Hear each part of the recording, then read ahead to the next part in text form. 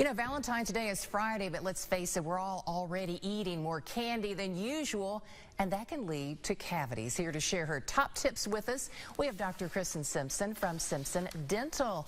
Thanks for joining us this morning.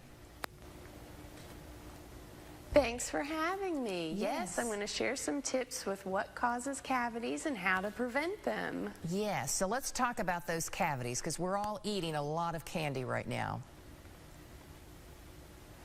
That's right. So cavities, which are also called decay, are formed by a type of bacteria.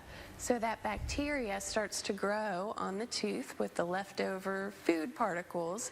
And as it grows, it forms a biofilm that it lives in that produces acid. So that acid starts to eat away at the tooth and will continue to grow there. Decay that happens with this. Yes, so that decay, if you want to prevent it, you just keep up with brushing and flossing regularly. Things that can cause it are, drinking things throughout the day, constant exposure to sugary, acidic things, since that bacteria likes an acidic environment. That's, how it will continue to grow. So even things like acid reflux can be something that can cause it, and dry mouth. So if you're taking lots of medications that can dry your mouth out, that can also increase the way that the bacteria spreads on your teeth, because your natural saliva is what produces a more neutral environment in your mouth. Okay. Talk to us about the 24-hour cycle. What is this? So the bacteria lives in a biofilm on your tooth. So if you are breaking up that biofilm by brushing and flossing, then it's decreasing the likelihood that that bacteria will continue to grow in that biofilm. So the biofilm is just the plaque that's left on your tooth from not brushing or flossing. And then, you need the tooth there, and then, of course, the bacteria. So when you have those three things together, that biofilm can continue to grow. So by removing it every 24 hours, you're reducing the likelihood that it will continue to grow. Oh, okay. Are cavities contagious? What's your thought on this? Yes, they are, and that a lot of times surprises people, because cavities can spread from tooth to tooth or from person to person, since it is a bacteria.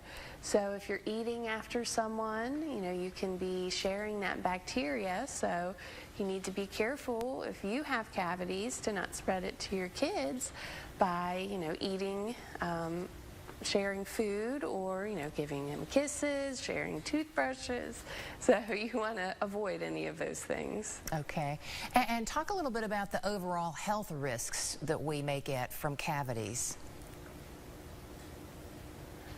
Right, so your oral health is related to your overall health, and there's been tons of research that's shown the link between the two. So when you have an increase in inflammation in your gums or cavity production, you're also more likely to have overall health conditions like heart disease, stroke, diabetes, many forms of cancer. It's been linked to Alzheimer's and dementia.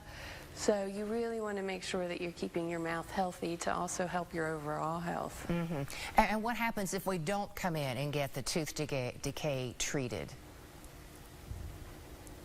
Well, you could end up with a toothache if that decay continues to progress and gets into the nerve of the tooth. So you definitely want to take care of it before that happens.